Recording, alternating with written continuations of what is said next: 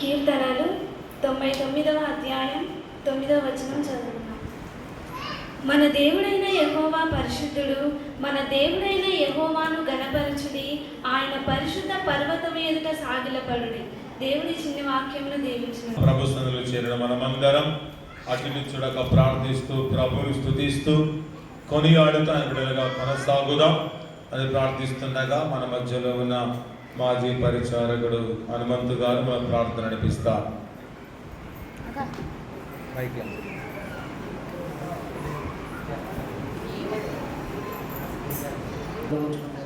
ప్రార్థన చేసుకున్నాం.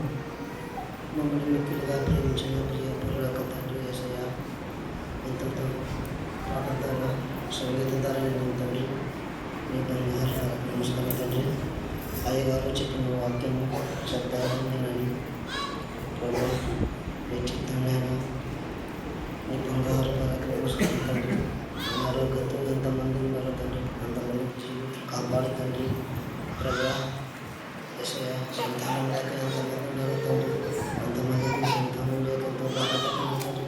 వాళ్ళందరూ మోసాడుతుంది ప్రభు యేసు నామములో తండ్రి. ఈ సమయంలో కొద్ది నిమిషాలు దేవుని వాక్యాన్ని మనము ధ్యానించుకుందాం. మన మధ్యలో స్థానిక పాస్టర్ గారు నేపథ్య జ్యోతి గారు కొద్ది నిమిషాలు దేవుని వాక్యాన్ని మనకు అందిస్తుండగా విని విశ్వసిస్తూ దేవుడిచ్చే గొప్ప దీవెన పొందాలని ప్రభుత్వం తెలియజేస్తున్నాం. ఈ సమయాన్ని మన మధ్యలో ఉన్న పాస్టర్ గారికి ఉదయ జ్యోతి గారికి సమయాన్ని అప్పగిస్తూ ఉన్నాం. రాత్రికాలపు ఆరాధన కార్యక్రమంకు ఏర్పాటు చేయబడినటువంటి లేఖన భాగాన్ని మనం చదువుకున్నాం. మన యొక్క అంశము ఏమిటి అంటే ఘనపరుచుట.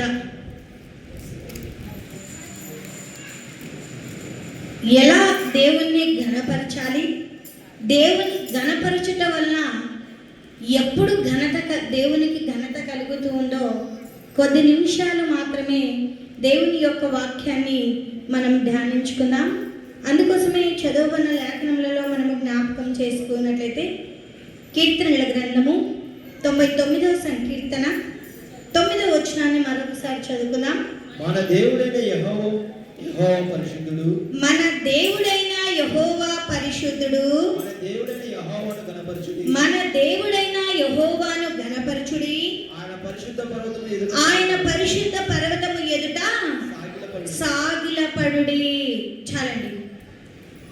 సాగిల పడే వారంగా ఉండాలి అంటే దేవుణ్ణి స్తుతించుట నేర్చుకోవాలండి. అందుకోసమే ఘనపరచుట అంటే దేవుని ఎదుట సాగిలపడుట లేదా దేవునికి నమస్కరించుట అనేది జ్ఞాపకం. దేవుని ఘనపరచుట అంటే దేవుణ్ణి కొనియాడుట అనేది కూడా జ్ఞాపకము చేసుకునే వారిగా ఉండాలి. అందుకోసమే లేఖనములలో మనము జ్ఞాపకం చేసుకున్నట్లయితే మన దేవుడైన యెహోవా పరిశుద్ధుడు గనక ఆయనను మనము ఘనపరిచే వారంగా ఉండాలి. ఎలా ఘనపరచాలి అంటే పరిశుద్ధమైన జీవితముతో దేవుణ్ణి ఘనపరచాలండి. పరిశుద్ధంగా ఉండి దేవుణ్ణి ఘనపరచాలండి. చాలా మంది జీవితాల్లో పరిశుద్ధత అనేది లేదండి. పరిశుద్ధత లేక అపరిశుద్ధతతో మరి దేవుణ్ణి ఘనపరిచేవారిగా, దేవుణ్ణి స్తుతించేవారిగా ఉంటూ ఉన్నారు. నిజంగా జ్ఞాపకం చేసుకున్నట్లయితే చాలా మంది స్మోకింగ్ చేస్తూ దేవుణ్ణి ఘనపరుస్తుంటారు. బయటనేమో స్మోకింగ్ చేస్తారు, తిరిగి ఆ నోరు కూడా కడుక్కోకుండా దేవుని సన్నిధానంలో భక్తి పరులము, నీతివంతులము, గొప్పగా దేవునికి ప్రార్థన చేసే ప్రార్థన వీరులమంటూ కొనసాగు. కానీ స్మోకింగ్ చేసిన నోటితో మరలా దేవుణ్ణి స్తుతిస్తారు. కానీ దేవుని వాక్యం యెహోవా పరిశుద్ధుడు గనక ఆయన పిల్లలమైన మనం కూడా పరిశుద్ధంగా ఉండి దేవుణ్ణి ఘనపరిచే వారిగా ఉండాలి. ఆయన పిల్లలమైన మనం కూడా పరిశుద్ధమైన జీవితాన్ని కొనసాగించి దేవుణ్ణి ఘనపరిచే వారిగా ఉండాలి. మన దేవుడిలో ఎక్కడా కూడా లోపం అంటూ లేదండి. కానీ మనలో అయితే ఎన్ని లోపాలండి? మేడి పండు చూడు మేలిమై ఉండును, పొట్ట విప్పి చూడు పురుగులు ఉండును. నిజంగా మనుషులు చూడడానికి పై రూపంలో చాలా చక్కగా కనిపిస్తున్నారు. లోపలంతా కూడా పాముకి ఎలాగైతే కూరల్లో విషం ఉంటుందో మనిషి జీవితంలో నిలువెల్లా కూడా విషం ఉంటుందండి. నిజంగా ఆ జీవితాన్ని తీసివేసుకొని పరిశుద్ధంగా ఉంటూ విషపూరితమైనటువంటి జీవితాన్ని, పాపపు జీవితాన్ని, అయోగ్యమైన జీవితాన్ని తీసివేసి చేసుకొని దేవుణ్ణి స్తుతించే వారిగా, మనలో ఎలాంటి లోపము అంటూ ఉండకూడదండి. అందుకోసమే ఎలా ఘనపరచాలి అంటే మొదటి కొరింథీయులకు రాసిన పత్రిక 6వ అధ్యాయము మరి 19వ వచనం నుంచి 20వ వచనాన్ని ఒక్కసారి జ్ఞాపకం చేసుకున్నామండి. ఒక్కరు చదవండి. నీ దేహము దేవుని వలన మీకు అనుగ్రహింపబడి మీలోనున్న పరిశుద్ధాత్మకు ఆలయమై ఉన్నదని మీరెరగరా? మీరు మీ సొత్తు కారు, విలువ పెట్టి కొనబడిన వారు కనుక మీ దేహముతో దేవుణ్ణి ఘనపరచుడి, మహిమపరచుడి, దేవుణ్ణి స్తుతించుడి. మొదటి కొరింథీయులకు రాసిన పత్రిక ఒకసారినండి. మొదటి కొరింథీయులకు రాసిన పత్రిక 6వ అధ్యాయము 19వ వచనము 20వ వచనము. మీ దేహము దేవుని వలన మీకు అనుగ్రహింపబడి. చాలండి, చదివినారు. మీరు ఒకరికొకరు మాట్లాడుకుంటుంటే నేను మరొకసారి రిపీట్ చేశాను. ఇక్కడ చదువుకున్న లేఖనములలో మనం జ్ఞాపకం చేసుకున్నట్లయితే అపోస్తుడైనటువంటి పౌలు గారు చాలా చక్కగా తెలియచేస్తూ ఉన్నాడు. అందుకోసమే ఇక్కడ మీ దేహము దేవుని వలన మీకు అనుగ్రహింపబడింది. మన దేహము దేవుని వలన అనుగ్రహింపబడింది. అది మన సొత్తు కాదండి. అందుకోసమే మీలోనున్న పరిశుద్ధాత్మకు ఆలయమై ఉన్నదని మీరు దగ్గర మీరు మీ సొత్తు కారు, విలువ పెట్టి కొనబడిన వారు కనుక మీ దేహముతో దేవుణ్ణి మహిమపరచుడి. ఎలా ఘనపరచాలంట దేవుణ్ణి? దేహముతో దేవుణ్ణి దేహంలో ఏముండకూడదు? చెడు ఆలోచనలు ఉండకూడదు, పాపపు జీవితము ఉండకూడదు, పాపపు తలంపు కలిగి ఉండకూడదు. కానీ మానవునిలో చూస్తే పాపపు తలంపులు నిజంగా ఒకసారి జ్ఞాపకం చేసుకున్నాం. అందుకోసమే మీరు మీ సొత్తు కాదండి. దేవుడు తన స్వరక్తాన్ని మీ కొరకు మన కొరకు దారపోసి ఉన్నాడు.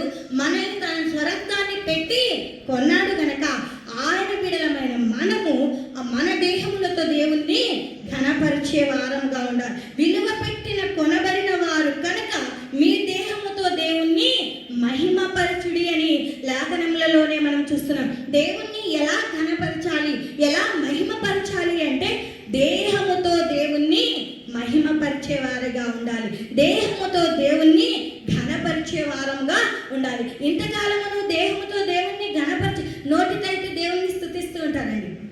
నిజంగా పైనుండి ఎంత స్తుతించినా వ్యర్థమేనండి.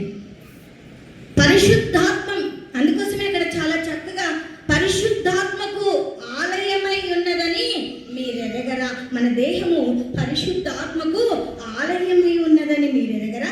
మీరు మీ సొత్తు కాదు కనుక, విలువ పెట్టిన వారు కనుక మీ దేహముతో దేవుణ్ణి మహిమపరిచే వారిగా ఉండాలి. నిజంగా మన దేహములతో దేవుణ్ణి మహిమపరుస్తూ ఉన్నామా అంటే మహిమపరచడం లేదండి. మన దేహముతో అనేకమైనటువంటి తలంపులు, అనేకమైన వాటి గురించి ఆలోచనలు కలిగి జీవిస్తుంది. కానీ మీ దేహములతో దేవుణ్ణి మహిమపరిచే వారిగా ఉండాలి అని, ఘనపరిచే వారిగా ఉండాలి అని ప్రభు నామమున తెలియజేశారు. రెండోదిగా మనము జ్ఞాపకం చేసుకున్నట్లయితే మలాకి రాసిన మలాకి 1వ అధ్యాయము 6వ వచనాన్ని ఒకసారి చదువుకున్నాం. కుమారుడు తన తండ్రిని ఘనపరుచును కదా, దాసుడు తన యజమానుని ఘనపరుచును కదా. నా నామమును నిర్లక్ష్య పెట్టుట యాజకులారా, నేను తండ్రినైతే నాకు రావలసిన ఘనత ఏమాయను? నేను యజమానుడనైతే నాకు భయపడువాడు ఎక్కడ ఉన్నాడు అని సైన్యములకు అధిపతియగు యెహోవా మిమ్మును అడగగా, ఏమి చేసి నీ నామమును నిర్లక్ష్య పెట్టుమని మీరందరూ. చదవండి. ఈ చదువుకున్న లేఖనములలో మనం జ్ఞాపకం చేసుకున్నట్లయితే దేవుణ్ణి ఎలా ఘనపరచాలి అంటే మొట్టమొదటిగా ఎలా ఘనపరచాలి? దేహములతో దేవుణ్ణి ఘనపరచాలి, మహిమపరచాలి. రెండవదిగా దేవుణ్ణి ఎలా ఘనపరచాలి అంటే ఎలా ఘనపరచాలంట? దేవుని నామమును నిర్లక్ష్య పెట్టకుండా ఘనపరచాలంట. చాలా మంది జీవితాల్లో నిర్లక్ష్యత అండి. వాక్యములకు సమయం ఇవ్వరు కానీ స్తుతించడానికి. కానీ అన్నిటికన్నా ప్రాముఖ్యమైన ఆదియందు వాక్యం ఉండెను, వాక్యమే దేవుడై ఉండెను. నువ్వు దేవుని వాక్యమును విన్నప్పుడే దేవుణ్ణి మహిమపరుస్తావు. దేవుని వాక్యాన్ని విన్నప్పుడే దేవుని నామాన్ని ఘనపరుస్తావండి. అందుకోసమే మనం జ్ఞాపకం చేసుకోవాలి, దేవుని నామము నిర్లక్ష్య పెట్టకుండా దేవుణ్ణి మహిమపరిచేవారిగా ఉండాలి. దేవుని నామాన్ని నిర్లక్ష్య పెట్టకుండా దేవుణ్ణి ఘనపరిచే వారంగా ఉండాలి. చాలా మంది జీవితాల్లో మరి ఏముంది అంటే దేవుని నామమును నిర్లక్ష్య పెట్టేవారిగా ఉంటున్నారండి. నిజంగా నిర్లక్ష్య పెడుతున్నారా లేదా? వాక్యం చెప్పేటప్పుడు పాటలు పాడేంత వరకు యాక్టివ్గా ఉంటారండి. ఎంత ఉల్లాసంగా ఉంటారు. అంత నేను పాడాలా ఇందులో కాదండి పోటీతత్వం. మన జీవితాలను వాక్యముతో దిద్దుకొని మన బ్రతుకులను రాగడకు సిద్ధపరచుకోవడానికి పోటీతత్వం ఉండాలి. బ్రతుకుల్లో మార్పు లేదు, జీవితాల్లో మార్పు లేదు, కుటుంబాల్లో మార్పు లేదు. ఎక్కడ వేసిన గొంగలి అక్కడ ఉన్నట్టుగానే ఉన్నా, కానీ పేరుకు మాత్రము నేను దేవుణ్ణి స్తుతిస్తూ ఉన్నానండి, దేవుణ్ణి మహిమపరుస్తూ ఉన్నానండి, దేవుణ్ణి ఘనపరుస్తూ ఉన్నానండి అంటున్నా. కానీ దేవుని వాక్యముతో నీ బ్రతుకును ఎంతవరకు సరి చేసుకున్నావా? దేవుని వాక్యంతో నీవు ఎలా దిద్దుకుంటున్నావు? నిన్ను నీవు రాకడకు ఎలా సిద్ధపరచుకుంటున్నావు? ఎత్తబడే గుంపులో నువ్వు సిద్ధంగా ఉంటున్నావో లేదో ఒక్కసారి నీ ఆత్మను నీవు పరిశీలన చేసుకునే బిడగా ఉండాలి. కానీ అందులో మాత్రము సిద్ధపాటు ఉందండి. దేవుని నామమును ఎన్నడూ కూడా నిర్లక్ష్య పెట్టకుండా దేవుణ్ణి మహిమపరిచేవారిగా ఉండాలి, దేవుణ్ణి ఘనపరిచేవారిగా ఉండాలి. అప్పుడే దేవుడు మన జీవితాల్లో అనేకమైనటువంటి ఆశీర్వాదముల చేత నింపుతూ ఉన్నాడు అనేది జ్ఞాపకము చేసుకునే వారిగా ఉండాలి. మూడోదిగా మనం జ్ఞాపకం చేసుకున్నట్లయితే కీర్తనల గ్రంథము 100 సంకీర్తన 4వ వచనం,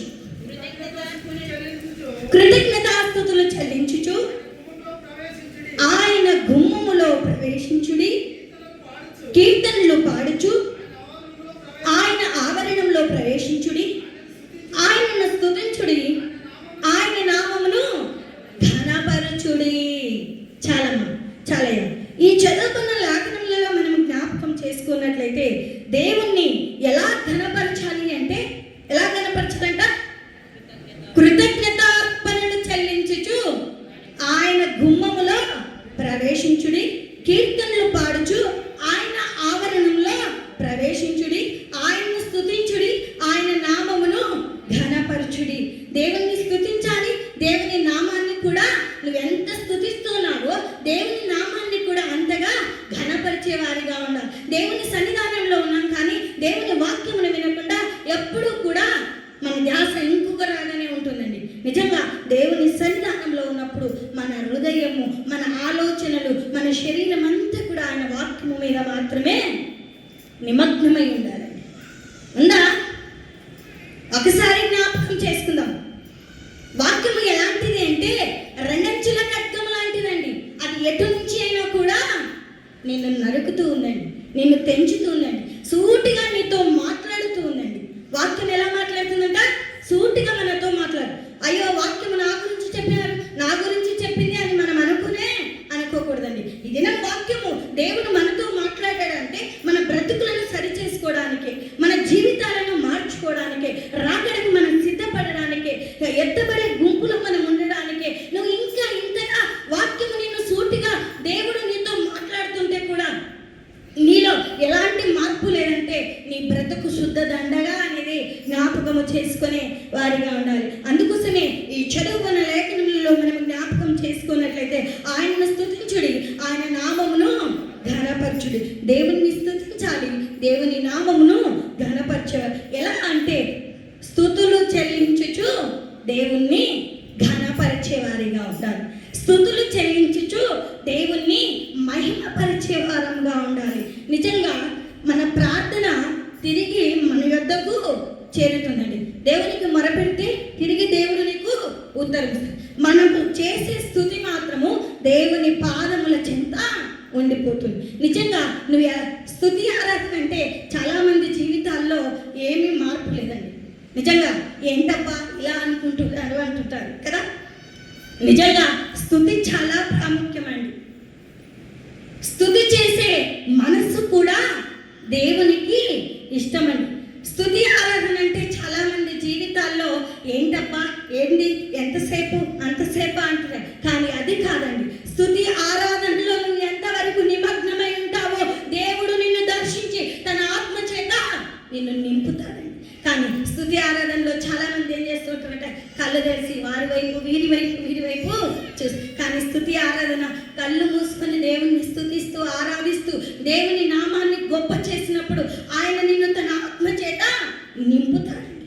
నువ్వు ఆయన ఆత్మను పొందుకోకుండా ఎంతసేపు నువ్వు ఎన్ని స్తుతులు చెల్లించినా కూడా వ్యర్థమేనండి.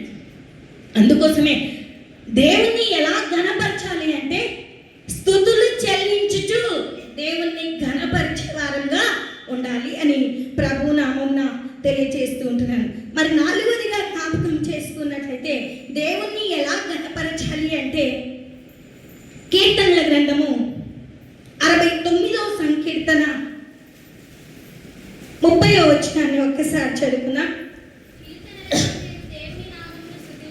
కీర్తనలతో నేను దేవుని నామమును స్తుతించెదను, కృతజ్ఞతాస్తుతులతో నేను ఆయనను ఘనపరచెదను. కృతజ్ఞత లేని జీవితము మంచిదా? ప్రతి దానిని బట్టి దేవుడు చేసిన ప్రతి కార్యమును బట్టి దేవునికి ఏం చెల్లించాలంట? కృతజ్ఞతాస్తుతులు చెల్లించాలంట. కృతజ్ఞత లేని జీవితము వ్యర్థము. కృతజ్ఞత లేని జీవితము శుద్ధ దండగా.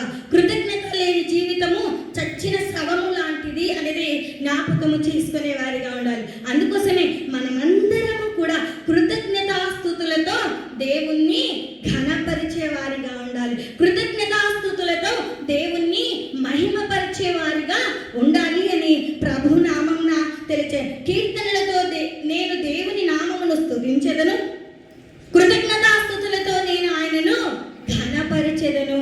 కీర్తనలతో దేవుని స్తుతించాలి అంత మాత్రమే కాదు, కానీ కృతజ్ఞతాస్తుతులతో దేవుణ్ణి ఘనపరిచే వారిగా ఉండాలి అని ప్రభు నామమున తెలియజేశారు. దేవునికి ఎప్పుడు ఘనత కలుగుతూ, దేవునికి మరి మన ద్వారా ఎప్పుడు ఘనత కలుగుతుందంటే నువ్వు ఎలా ఉంటే అలా దేవునికి ఘనత కలగదండి. నువ్వు చిన్నపిల్లగానే ఉంటే ఘనత కలుగుతుందా? పెద్దవారిగానే ఉంటే ఘనత కలుగుతుందా? వృద్ధులుగానే ఉంటే ఘనత కలుగుతుందా? లేదండి. అందుకోసమే లేఖనములలో జ్ఞాపకం చేసుకుందాం. యోహాను సువార్త 15వ అధ్యాయము 8వ వచనాన్ని ఒకసారి జ్ఞాపకం చేసుకుందాం.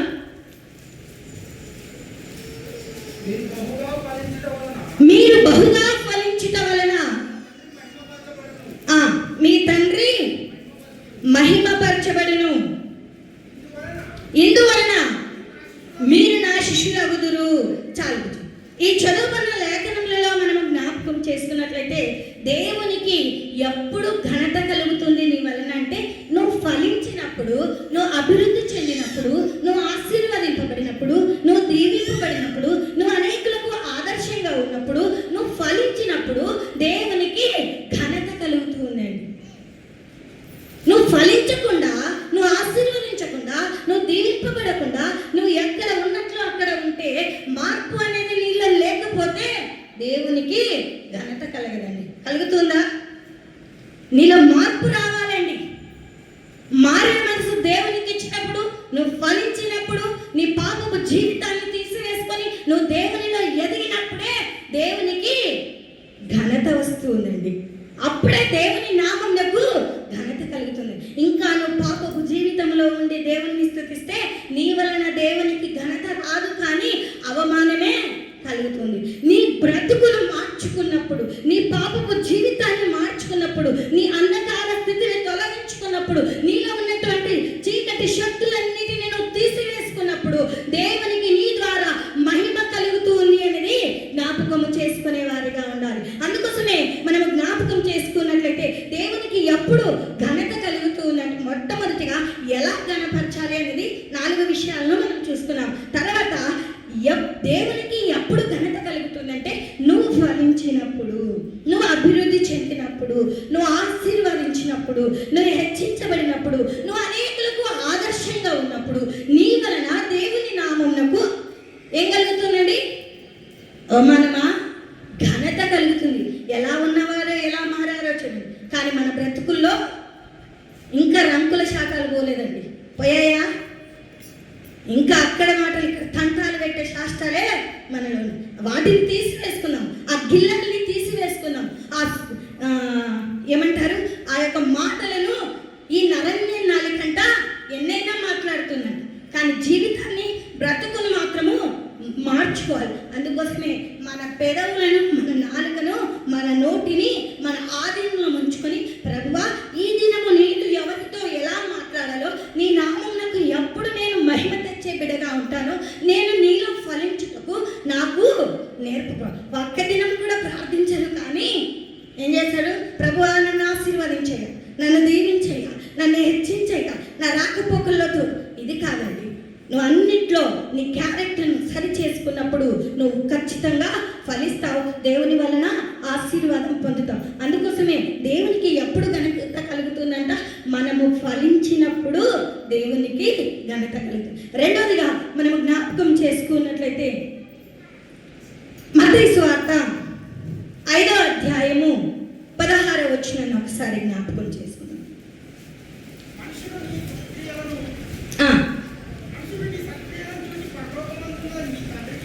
మనుషులు నీ సత్క్రియలను చూచి పరలోకమందున్న నీ తండ్రిని మహిమపరచునట్లు వారి ఎదుట మీ వెలుగు ప్రకాశింపనీయుడి. చాలా ఈ చదువుకున్న లేఖనంలో మనము జ్ఞాపకం చేసుకున్నట్లయితే దేవునికి ఎప్పుడు ఘనత కలుగుతూ ఉంది అంటే మనము సత్క్రియలు చేసినప్పుడు, మంచి పనులు చేసినప్పుడు, మనము చక్కగా నడుచుకున్నప్పుడు దేవునికి ఘనత కలుగుతుంది. అందుకోసమే లేఖనములలో చాలా చక్కగా మనుషులు మీ సత్క్రియలను చూచి పరలోకమందున్న మీ తండ్రిని మహిమపరచినట్లు, మన సత్క్రియలను చూచి పరలోకమందున్న తండ్రిని మహిమపరచినట్లు వారి ఎదుట వారి యొక్క మీ వెలుగును ప్రకాశింపనీయుడి అని లేఖనములలోనే మనం చూస్తున్నాం. దేవునికి ఎప్పుడు మన ద్వారా ఘనత కలుగుతూ ఉంది అంటే మనము సత్క్రియలు చేసినప్పుడు, మంచి పనులు చేసినప్పుడు, యథార్థమైన జీవితాన్ని జీవించినప్పుడు, యోగ్యకరమైనటువంటి బ్రతుకులను బ్రతికినప్పుడు మన ద్వారా దేవునికి ఘనత కలుగుతూ ఉంది అనేది జ్ఞాపకము చేసుకునే వారిగా ఉన్నాం. ఇంతకాలము సత్క్రియలు చేయలేకపోయావేమో, మంచి పనులను చేయలేకపోయావేమో, మంచిగా నడుచుకోలేకపోయావేమో, ఆ జీవితాన్ని తీసివేసుకొని ఇక నుంచి సత్క్రియలు కలిగి మనము జీవించే వారిగా ఉండాలి అని ప్రభు నామమున తెలియజేస్తూ ఉంటున్నాను. మూడోదిగా జ్ఞాపకం చేసుకున్నట్లయితే ఫిలిప్పీలకు రాసిన పత్రిక 1వ అధ్యాయము 11వ వచనాన్ని చూసుకొని ముగించేసుకుందామండి. ఫిలిప్పీలకు రాసిన పత్రిక 1వ అధ్యాయము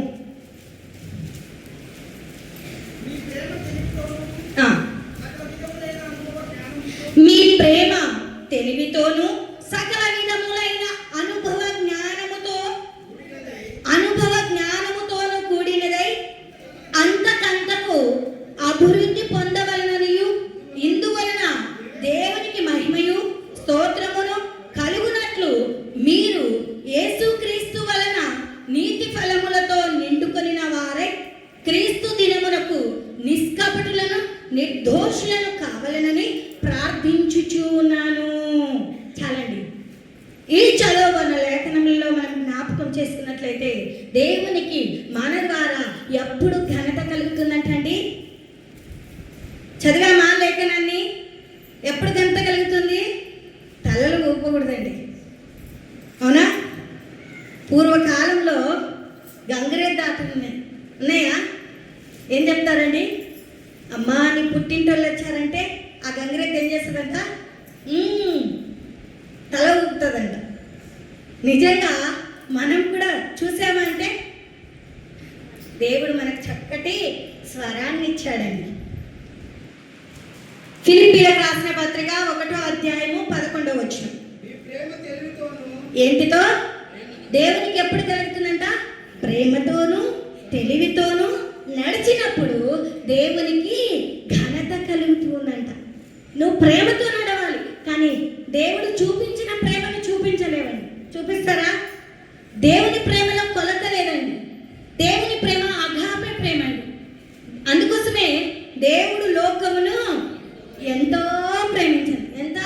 ఇంతనా ఇంతనా? ఆయన ప్రేమకు అవధులు లేవండి. ఆ ప్రేమ అగాపే ప్రేమ. ఆ ప్రేమను పొందుకున్నావు, ఆ ప్రేమను ఇతరుల పైన చూపించు. దేవుని ప్రేమను మాత్రమే చూపించాలి, కానీ ఈ లోక ప్రేమను నువ్వు చూపించకూడదు. అందుకోసమే ప్రేమతోనూ తెలివితోనూ నువ్వు నడిచినప్పుడు దేవునికి ఘనత కలుగుతుంది అని లేఖనములలోనే మనం చూస్తున్నాం. ఎప్పుడైతే దేవుని ప్రేమతోనూ తెలివితోనూ సకల విధములైన అనుభవ జ్ఞానముతో కూడిన అంతకంతకు మనం అభివృద్ధి పొందుతామో అప్పుడు దేవునికి మహిమ స్తోత్రము కలుగునట్లు మీరు యేసుక్రీస్తు వల్ల ఎలా ఉండాలంట? నీతి ఫలములతో నిండుకొనిన వారై ఉండాలంట. ఆత్మ ఫలములు ఏవండి? ఎన్ని కలిగి జీవిస్తున్నామా? ఒక్కటి కూడా చూపించమండి. చూపిస్తారా? ప్రేమ, సంతోషము, సమాధానమే లేదండి. అసమాధానంతోనే జీవిస్తూ ఉంటాడు. ప్రేమ కలిగి జీవిస్తామా? జీవించాం. నిజంగా అందుకోసమే నీతి ఫలములతో నిండుకొనిన వారే క్రీస్తు దినమునకు ఎలా ఉండాలంట? నిష్కపటులను నిర్దోషులనై ఉండవలనని కావాలనని ప్రార్థించిన. మనలో ఎలాంటి లోపము ఉండకూడదని దేవుడు చాలా చక్కగా తెలియజేస్తున్నాడు. మనం ఎలా ఉండాలంట? నీతి ఫలములతో నిండుకొనిన వారిగా ఉండాలంట. ఆ నీతి ఫలములు ఏమిటి అంటే ఆత్మ ఫలములు. ప్రేమ, సంతోషము, సమాధానము, దీర్ఘశాంతము, దయాలత్వము, మంచితనము, ఆశానిగ్ర వీటిని కలిగి మనము జీవించే వారిగా ఉండాలి. అందుకోసమే ప్రేమతోనూ తెలివితోనూ మనము నడుచుకునే వారిగా ఉండాలి. నీతి ఫలములతో నిండుకొనిన వారముగా ఉండాలి. అప్పుడు దేవుని నామమునకు ఘనత తెచ్చే వారిగా ఉంటాం. ఈ ఆత్మ ఫలములు మనలో ఉండవు, కానీ శరీర కార్యములనే నెరవేర్చేవారి. నిజంగా ఈ సమయం నుంచి అయినా, ఈ దినం నుంచి అయినా మన జీవితాలను మార్చుకునే వారిగా ఉండాలి. అందుకోసమే నువ్వు దేవుణ్ణి ఘనపరిస్తే ఆయన నిన్ను ఘనపరుస్తాడా? తప్పక ఘనపరుస్తాడండి. కీర్తనల గ్రంథము 91వ సంకీర్తన 14వ వచనం చూసుకొని ముగించేద్దాం.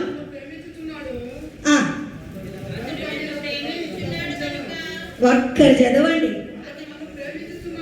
అతడు నన్ను ప్రేమించుచు ఉన్నాడు గనక నేను అతన్ని తప్పించదను. అతడు నా నామమును ఎరిగిన వాడు గనక నేను అతన్ని ఘనపరిచెదను. నువ్వు దేవుణ్ణి ఘనపరిస్తే దేవుడు నిన్ను ఘనపరుస్తాడు. నువ్వు దేవుణ్ణి ఘనపరచకపోతే దేవుడు నిన్ను ఘనపరచడు అనేది జ్ఞాపకము చేసుకొని విన్న వాక్యమును విని విడిచిపెట్టక మన హృదయాల్లో ఫలించులాగున, మన హృదయాల్లో మరి దినదినము నెమరు వేసుకొనులాగున మనం ప్రార్థిస్తూ ముందుకు కొనసాగాలని తెలియజేస్తూ చిన్న వాక్యాన్ని దేవుడు మనందరి ఇంటిలో దీవించి ఆశీర్వదించునుగాక.